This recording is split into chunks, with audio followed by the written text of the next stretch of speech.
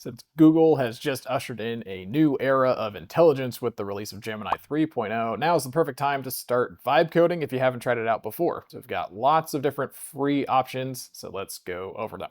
Gemini 3.0 is at the top of the leaderboard at the moment, just released a couple days ago. I think it actually bumped Grok 4.1 from the top. It was briefly there, I think, for less than a day before Gemini 3 took over. And prior to that, I think Gemini 2.5 had been sitting at the top for a very long time. But now with the release of Gemini 3.0, it is the perfect time to go ahead and try it out, test it out with its vibe coding capabilities, because it seems like it's pretty good. So now is the perfect time to start vibe coding. So if you've not done any coding before, Lovable or Replit are probably your first bet as far as getting started. These are entirely in the browser, so you can just go to the website, do all your coding here. No issues as far as having to set up any other complicated projects or anything like that. They will actually help you get started with setting up a GitHub repository, which will be helpful. But otherwise, you just need an account. You can get in here for free and start coding away. Even if they don't have Gemini 3.0 available yet, they will definitely get you started on building your apps and starting to bring some of your ideas to life. And for free, I mean, can't go wrong with that price. Especially if you're not doing anything super complicated, this will be more than enough to get you started. And then if you wanted to actually try out just Gemini Pro 3 directly, I would go to aistudio.google.com and you can just start chatting with it right here. This is probably a little bit less limited than actually the Replit or Lovable situation.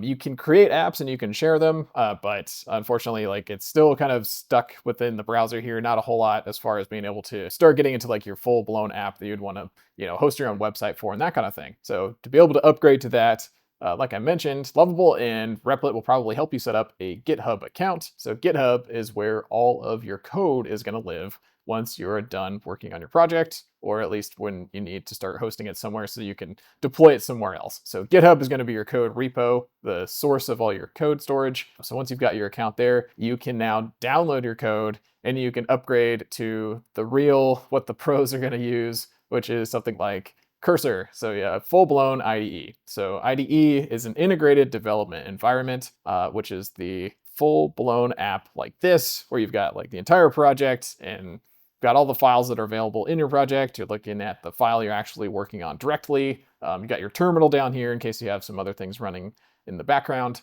And of course, then you have your AI chat built in.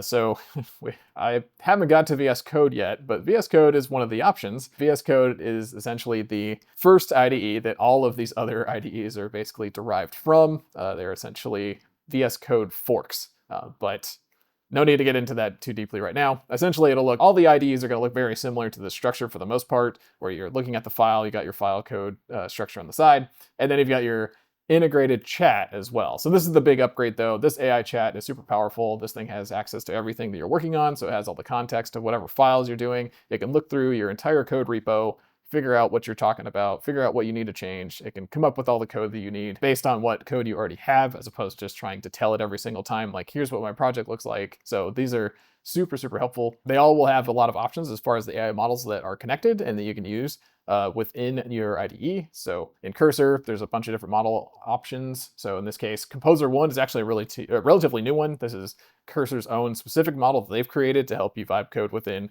their own IDE. But then of course you have your Claude, you have Gemini 3.0 Pro, you've got your different GPT models, Grok, and this is actually free right now, so you get some extra free within Cursor if you're already on the free tier, but you can hit that context window for a little while and hopefully extend that free period.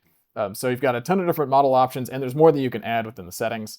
But yeah, Cursor is my go-to. That's the one I've been using for a while now, and I have spent a lot of time in it. So I have used Cursor to vibe code an entire mobile app called The Wave Nightlife, which involves a lot of complicated social features, and Cursor and a lot of other AI models have helped a ton in making me make a lot more progress on this than I would have on my own. So highly recommend at least one of these, but Cursor's been my favorite so far. But there are lots of other options if you're not feeling the Cursor. You can get started for free for sure. And I've actually been rocking in a pro plan here for a little while now. $20 a month is actually has been a good amount. It's been enough that I can get a lot done, even though I'm spending hours in here, as long as you're sticking with some of these cheaper models. Sonnet 4.5 will actually burn through a lot of tokens pretty quickly. But like GPT-5 is actually pretty efficient. Gemini 3 Pro is supposed to be pretty efficient when it stays below the 200 context window. So it just means you have to change chats a little bit more frequently. Same with Composer 1, that will keep things really cheap. So you can hit 1 million token contexts for like less than 10 cents with like GPT. So that is a very comfortable amount of room within $20 if you end up upgrading from the free. But we could also try a different one. So Trey, another very similar IDE with the AI built in. There is another free tier, so you can get started for completely free with Trey instead. Bring your GitHub project over here instead and get going on that. And then for $3, you can actually get started, which is actually really crazy. And then $10 a month after that. So Trey is a super, super cheap alternative to Cursor, so with very similar functionality. Windsurf, another option, and of course, a free tier, so you can get started there for free. So no commitment there, just download it, plug in your repo, and you're good to go. And then a nice like middle tier pro upgrade here for $15 per month. So that's really helpful. And you still get a 2-week free trial on top of that. So that's actually really, really helpful. So another cheap option there. Kiro is another one that has been advertising a lot lately. So another one that you can get started for free entirely at first and then upgrade to $20 a month. So right on par with all the other IDEs. And finally, the new one, Anti-Gravity from Google. So right now, it's actually just completely free. I guess within generous rate limits, whatever that means. So I'm sure that if you were really spamming it, you probably will get locked out for a little bit. But I mean, can't beat free. So if you're just getting started, this should be plenty. And of course, like I mentioned, all of these are spawned off of VS Code, the original, well, not the original, but basically the origin for a lot of these new AI IDEs. So this is the OG IDE that Microsoft released quite a few years ago now, but it's been super light, super fast, been a great integrated development environment.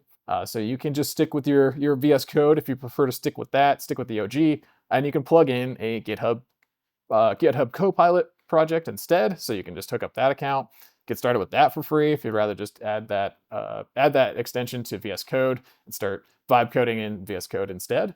Or there's also Klein, so if you can just plug that one in, and you can bring in your own code, bring in your own keys, or if you wanted to run a model locally and not have anything go through the cloud at all, that is also an option. Or you can pay them and then they will help you out as far as getting some models running from the cloud as well.